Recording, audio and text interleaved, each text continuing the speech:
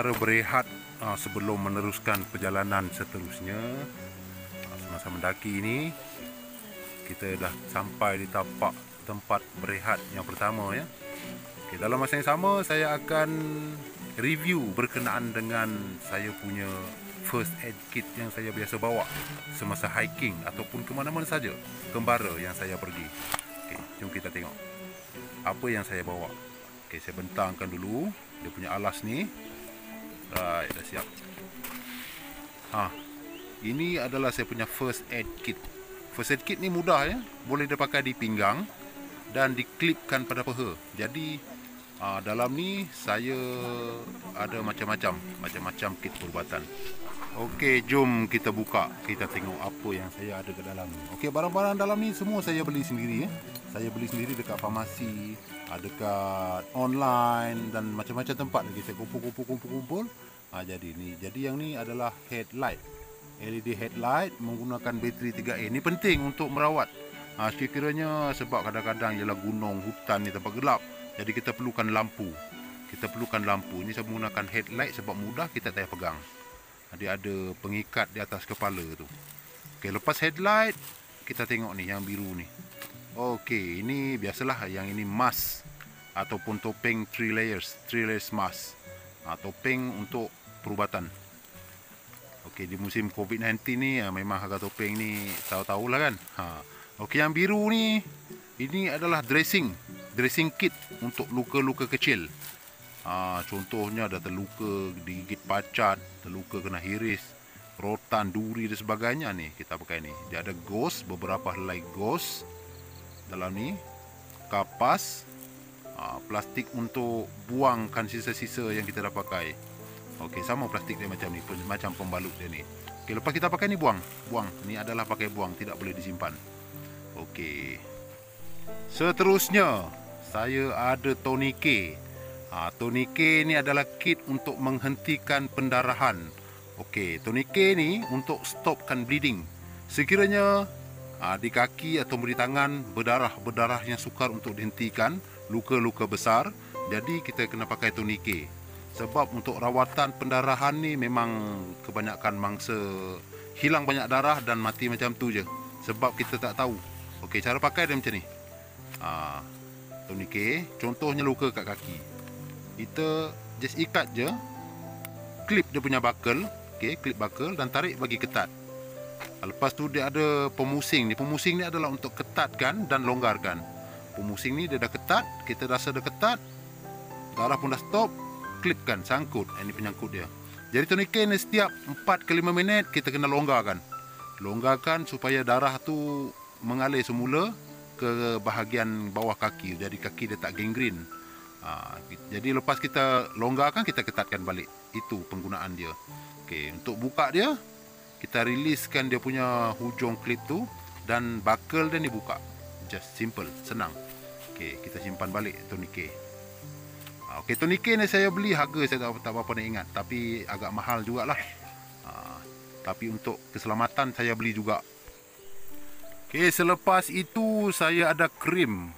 Krim ni adalah untuk alahan ataupun alergik ataupun bahasa kampung kita boleh panggil gatal lah.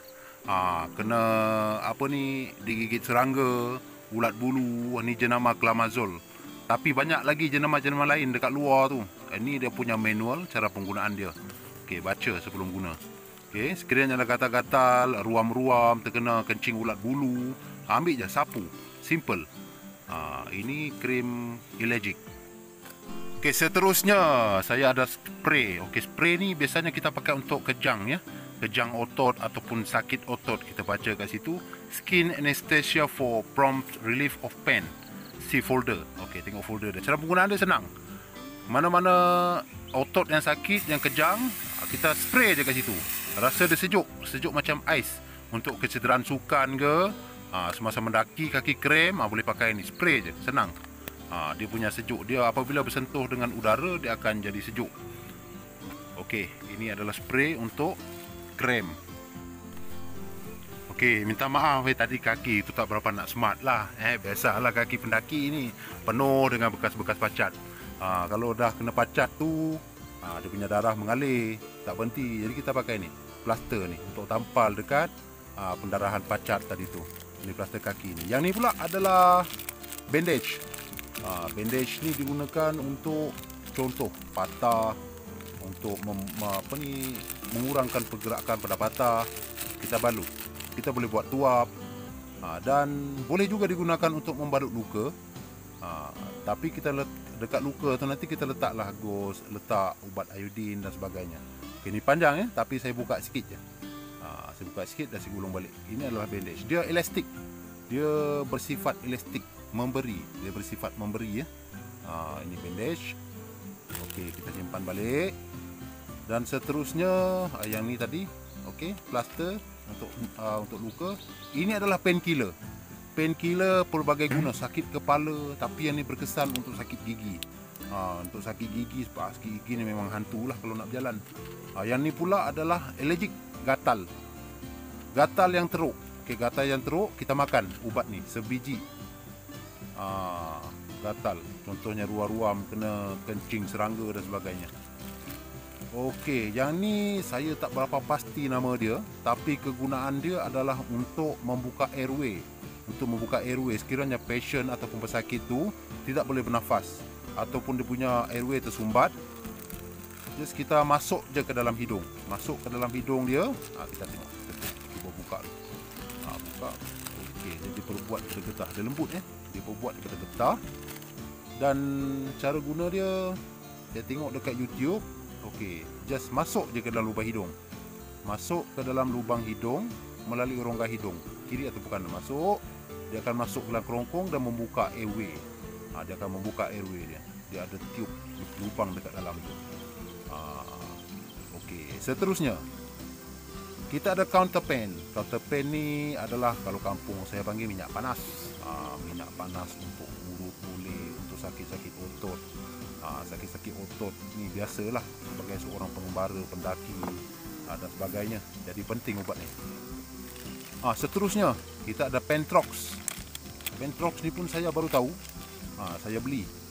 Ini untuk luka-luka besar. Contohnya orang jatuh, terluka, luka besar jadi sakit. Sakit, untuk menahan kesakitan kita gunakan Penthrox secara mudah. Dia disedut ya, disedut seperti orang main inhaler yang untuk asma tu. Dalam ni ada dia punya cecair. Cecair inilah yang kita sedut. Kita just buka tudung dia dan masukkan ke dalam, bukan sini kita tengok. Masukkan ke dalam dia punya whistle tu. Lubang macam whistle tu, dalam tu ada macam ghost. Kita masuk dalam tu, suruh dia sedut. Suruh dia sedut. Okey, masuk je, tuang habis. Lepas tu, okey, tu muncung dia, masuk dalam mulut, sedut. Lebih kurang macam tu lah penggunaan dia. Tapi saya pun tak berapa nak sure. Saya rasa itulah penggunaan. Tapi kalau tak sure, nanti tak apa. Nanti kita cek balik dekat internet ataupun dekat YouTube, dekat mana-mana, macam mana cara nak guna Penthrox ni dengan betul. Okey, tuan-tuan boleh beli dekat farmasi dan sebagainya.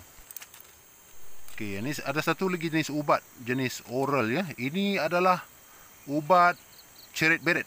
Ubat cerit beret ni penting dibawa ni. Ubat cerit beret ni penting dalam hutan. Saya ada paracetamol. Saya dah makan 2 biji dah tu. Sakit kepala malam saya makan lah. Saya dah makan 2 biji. Okey, lepas tu kita ada Ibupen. Apa nama? Ibuspan. Ibuspan Ada Ibuspan, ini adalah demam yang melampau, sakit-sakit urat. Penado paracetamol tak boleh makan, tak boleh jalan, kita makan yang tu. Yang ni adalah lozeng untuk sakit tekak. Tekak rasa berpasir, hampir-hampir batuk, boleh makan yang ni. Macam gula-gula. Kemam macam gula-gula.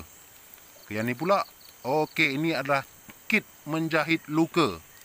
Kit menjahit luka. Tengok kita buka. Kita buka tengok dalam ni macam mana. Okey. Okey, buka. Dia ada mata kail dalam tu. Kita tengok dalam dia. Ni dah keluar dah. Dah keluar.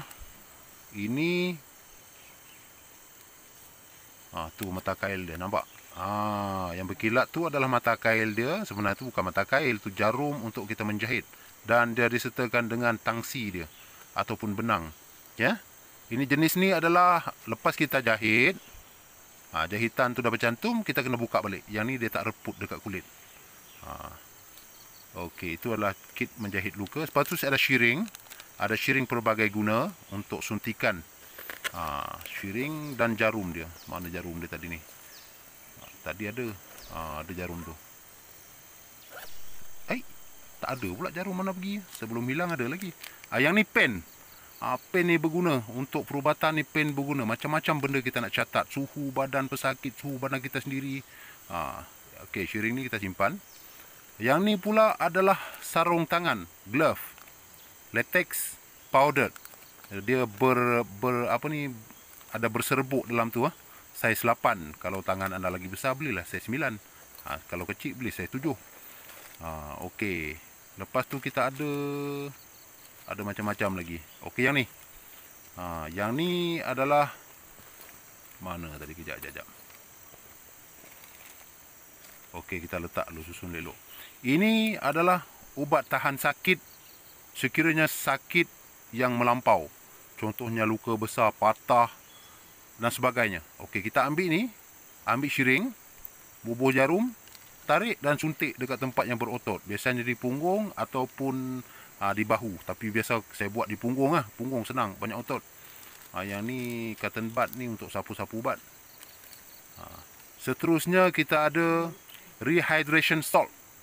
Okey, ni garam untuk rehydration. Contohnya badan kita kena dehydration, kehabisan tenaga. Ini adalah tenaga segera. Masuk dalam air, kacau, minum. Ada saya bawa 2. Lepas tu kita ada alcohol pad. Alcohol pad ni untuk sterilkan, untuk bunuh kuman sebelum kita buat suntikan, ataupun kalau cuci luka-luka kecil kita boleh pakai. Yang ni adalah burn shield. Okey, burn shield ni kita tengok. Ada lagi tak barang lain dalam tu? Okey, tak ada. Okey, ni burn shield. Ini digunakan untuk melecur. Saya beli ni mahal ni, tapi tak apa. Untuk pelajaran, untuk apa-apa saya buka. Untuk pengenalan kepada korang saya buka, kita tengok. Burn shield. Dia berbentuk seperti gel, gel, tapi dia sponge. Sponge yang telah dicelupkan dengan dia punya bahan-bahan tu, seperti gel. Untuk melecur yang teruk. Ini kita pakai ni. Just tengok kaki. Maaf kaki tak berapa nak smart. Biasalah kaki pengembara ni. Tampal macam tu je. Tampal macam tu dan kita balut. Balut menggunakan bandage. Kalau tak nak balut pun boleh. Kalau tak nak balut, contohnya melecur tu banyak, kita boleh kalih ke tempat lain. Macam tu. Nak balut boleh, tak nak balut pun boleh. Tapi kalau balut lagi baguslah, lagi kemas dia punya kedudukan dia. Ini pun pakai buang, lepas pakai kita buang. Disposable, kita buang. Lepas pakai kita buang. Jadi saya rasa itu sahaja kit-kit yang saya ada untuk hari ini. Okey, terima kasih kerana menonton ya. Inilah kit-kit yang saya biasa bawa untuk kembara saya ke mana saja. Walaupun di dalam rumah tetap ada benda ni. Sebab kecederaan tu orang kata malang tidak berbau. Okey, terima kasih. Okey, terima kasih kerana menonton. Kepada anda yang belum subscribe, sila subscribe channel ni sebagai sokongan. Okey, terima kasih.